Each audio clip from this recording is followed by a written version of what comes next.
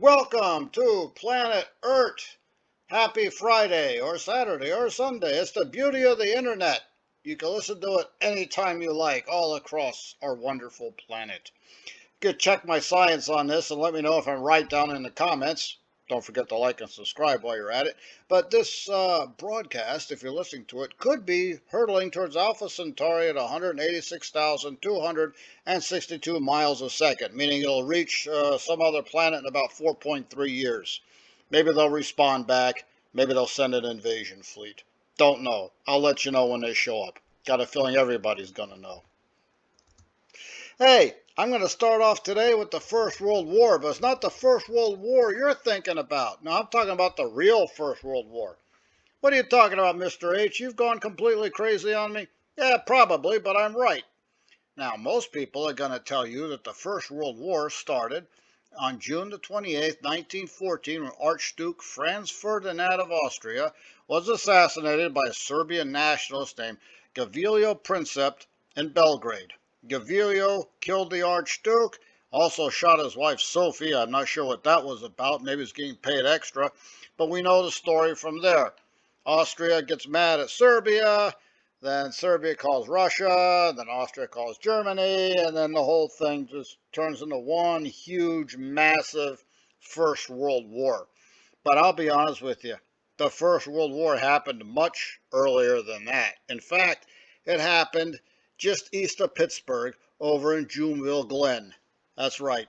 It started when the British wanted to evict the French from the forks of the Ohio, right, Pittsburgh, where there's a very nice park right now, right across the way from Acrisure Stadium. They sent the colonial militia officer George Washington or something like that. They sent him over to evict the French, and it did not go well. Fort Necessity and all that. And he had to sign a document confessing to the assassination of a French official. Of course, it was in French, language he didn't read. Just a bad day all around, right? The following year, the British get real with this. They send General Braddock and his soldiers going to show these colonials how they get it done back in Europe, and they get immediately ambushed over at the Battle of the Monongahela. You can see General Braddock getting shot off his horse and mortally wounded. The guy with the blue jacket, that George Washington guy again. He's been through this one time before, so he manages to get the survivors out of there. Write that name down, George Washington. I got a feeling it's going to pop up a few more times. Well, after the real British get hit, things start to get nasty, and before you know it, we have the 7 Years' War, which, of course, was really 9 years long. What makes this war different is the fact that the European powers fighting each other didn't just fight in Europe. They fought all over the world, hence a world war. France and Britain are going to fight each other over here in the colonies. Later on, Spain comes in, and the French and Spanish are fighting each other down in the Caribbean, down in South America.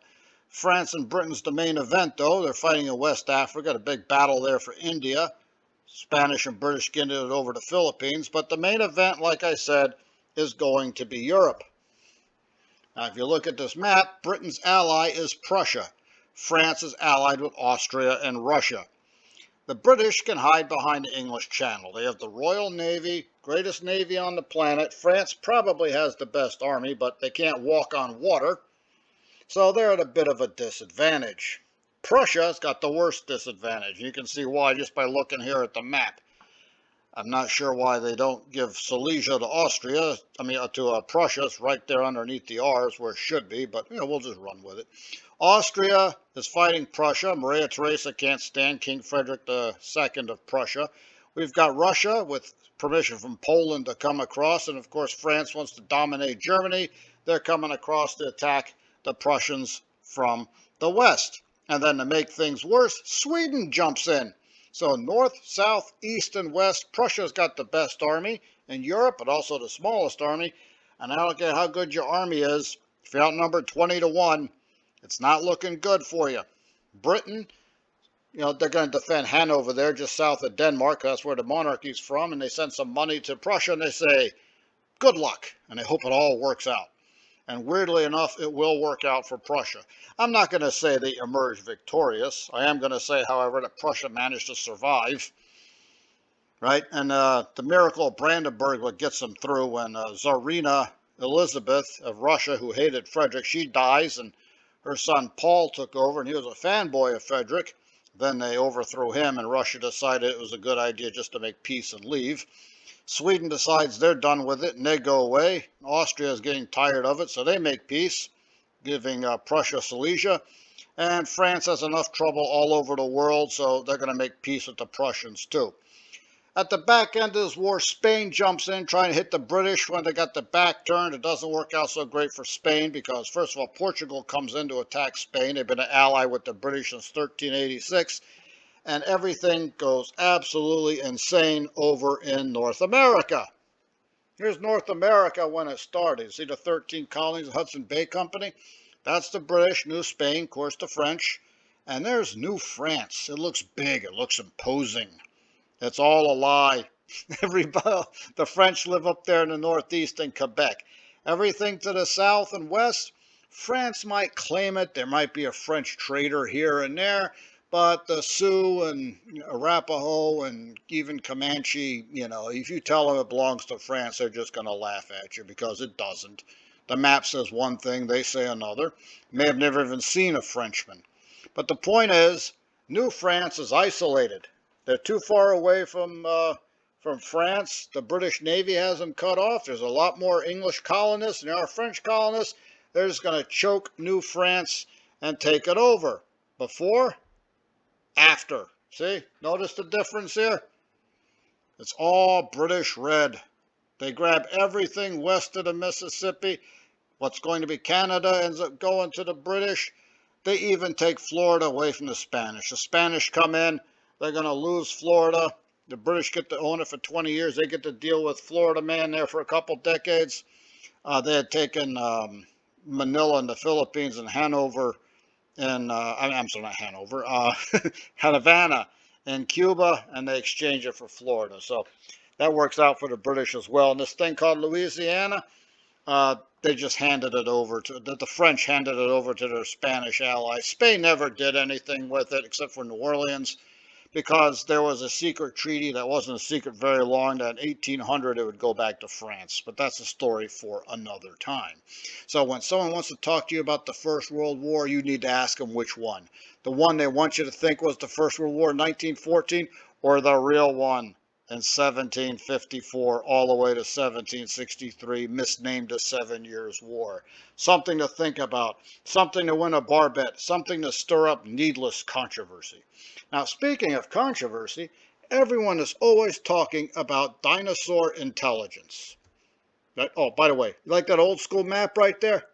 Yeah, my history professor used that when he was an undergrad, and he used it for our class too. I just thought that was kind of funny there. I like our maps better, but hey, you're working what you got at the time, right? Dinosaur intelligence. This is what I came across the other day, right? It's on the internet, so you know it's got to be true, right? The largest tyrannosaurs, like T-Rex, okay? There's different species of tyrannosaurs out there. So T-Rex is the biggest and most popular. He had an EQ, emotional quotient, range of 2.0 to 2.4. So this is a measure of intelligence for animals, because human IQ doesn't, transfer directly over to animals.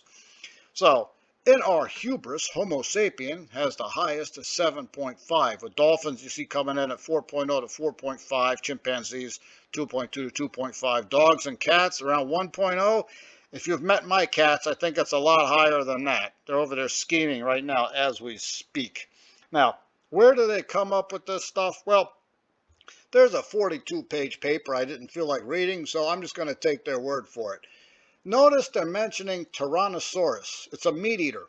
Meat eaters have to hunt. That means they have to plan, they have to think, they got to rely on experiences, like not charging a triceratops head on, things like that. So these are meat eaters. Meat eaters tend to be a little bit smarter than plant eaters. But this meat eater talking about is the big one, like Tyrannosaurus rex and Allosaurus and Spinosaurus and all those kind of guys. Those are what they call carnosaurs, theropod family carnosaurs. The smaller ones, like Velociraptor, those are called chaleosaurs. What about those guys? Those are pack hunters. So there must be some kind of coordination. They got to be thinking even more, got to be planning even more. Do you think it's possible that they're even smarter than the larger meat eaters? Now here's a C scan of a Tyrannosaurus skull, and this is what they think the brain might have looked like. As you can see, it's very much hindbrain, a little bit of a forebrain, which, is not surprising for a reptile, which means reptiles tend to operate mainly on instinct. But look at the cerebral hemisphere here. It looks pretty big. Now, I'm no expert on reptile brains, and it's very difficult, to reconstruct an internal organ from an animal that's been extinct for 70 million years, but they seem to be doing a pretty good job. They also claim they can count the number of neurons based on this and gauge its EQ. Again, I'm a little skeptical, but I'm willing to be open-minded and listen. And again, this is the big one, the Tyrannosaurus rex. Now, the smartest dinosaur out there, a lot of people maintain, is Troodon. Here it is, late Cretaceous. Looks pretty smart, I guess. I don't know. Let's see what he thinks of the First World War if you ever see it walking around. Now, Troodon is a pack hunter. We know this. We have found footprints of several after attacking some animal and eating it. We couldn't tell. All the bones are ripped apart, and there's several footprints from several directions, so we know it's a pack hunter. Also, we know that its brain is larger in proportion to its body than any other animal in the Cretaceous. So we have a meat eater, pack hunter, large brain. This could easily be the most intelligent dinosaur ever to exist. Now, we've got the whole controversy. Is it a scaly animal, or does it have feathers? I don't know. I'll let you be the judge of that. We'll talk about that some other time. But here's something I want you to think about. If Troodon is the most intelligent dinosaur, and that asteroid never hit 65 million years ago, how would this thing have evolved? Would it have created its own civilization? What would it have looked like? Would it made some kind of an adaptation? And of course, everyone wants to know the first question, what I just mentioned earlier, what would it look like? Well, in 1982, somebody in Canada came up with this, the dinosauroid. A lot of people don't like it. A lot of people panned it, saying it looks, quote-unquote, suspiciously human. And it does. Just because it's intelligent doesn't mean it have to look like a human being. Of course, the justification is as a larger brain, and the best way to balance everything's upright posture and put it right on the center of the spinal cord so you can walk. Other people maintain it would have kept the same general body shape with some modifications, maybe, as the original Troodon ancestor, which is certainly possible. Maybe a little bit more upright, maybe a little more upright posture there, maybe a smaller tail. That's hard to say, we don't know, but it would have been interesting to see what kind of civilization a reptile would have come up with. Because everyone assumes that if you hear civilization, it's got to be like a human-looking civilization. There's no guarantee it's going to happen. I mean, first of all, look at his hands. All right, I see 3 claws each hand, so there's no base 10 number system here. So I'm pretty sure that an advanced dinosaur civilization would not look like that. And if it does, it's probably a lot more terrifying than anything else humans could come up with. But it's always fun to think about. You tell me in the comments what you think a dinosaur civilization would look like. Good, bad, indifferent? Not sure. But if they did develop their own situation, their own sort of civilization, what kind of sports you to play? Think they would have come up with football? Maybe, maybe not. I was looking at the Steelers schedule, came out last week. I took a week to look it over, and you always see these very premature predictions based on the schedule of how the Steelers are going to do. Sometimes they're shockingly accurate, and a lot of times they're really off. I'm going to tell you right now, I do not like the 17-game schedule, man. I don't know what Goodell was thinking. I know exactly what he was thinking. Make some more money. But 17 games is just stupid. They should have stuck with 16. And this bye week thing. Why did the Steelers get a bye week in week 5? I mean, if anything, you needed like a week 10 someplace, And That just bugs me. Should everybody take a week off 8 or maybe go half and half? Half off week 8, half off week 9 is a lot more fair, right? So here's the front end of the schedule, and I was looking at it and using my my superior prediction methods on football. San Francisco shows up opening day, regular season. I don't bother with preseason. Regular season, the 49ers show up to town. I think we could take them. Then we got the Brownies on a Monday night, still in Steel Town. We can take the Brownies. That's no problem. So off to a good start, 2 wins at home. Then it's out west to Allegiant Stadium in Las Vegas, the first time the Steelers have ever been there. And maybe it's the first of several trips because the Super Bowl is there. Yeah, it might be there again in February. And who knows? Maybe we meet the Raiders in the playoffs out there too. Hey, how about that? 3 trips to Vegas in 1 year? Not bad, not bad. It's already a successful year. I think we can do that. We got Houston and Baltimore then. Baltimore always plays us tough. Houston has a way of springing ambushes on people in the beginning of the year. After the bye week, going out to SoFi Stadium. We played there before against the Chargers, first time against the Rams. Jacksonville always plays us tough. I don't know what it is about that team. We've beaten them before, but they've beaten us too, a lot of times in Pittsburgh. Always interesting game with Jacksonville. Sometimes it gets way too interesting. And then Tennessee shows up, and they always tend to play really tough. They've been playing with these dark helmets here, giving me a flashback to Toronto Argonauts over here occasionally. They tend to play the Steelers pretty rough too, so looks like the roughest part of the year, believe it or not, it's actually in the front. Here's the back half of the schedule. Got the Packers coming to Steel Town. Well, there's no Aaron Rodgers. Jordan Love could be a pretty good quarterback. We'll see. If they're doing well, it'll be a tough game. If they're doing bad, we'll crush them. Then we go visit the Brownies over the Mistake by the Lake. Should win that one. And playing the Bengals over in Cincy, that could be really rough because the Bengals tend to play hard at home, and something about that stadium, people get injured a lot there. I don't know. Is it the water, lumpy turf, bad? Who knows? Then we got the Cardinals coming to Pittsburgh. Usually we play those guys out west. Very rarely do the Cardinals come east to play the Steelers. Something about the schedule, I don't know.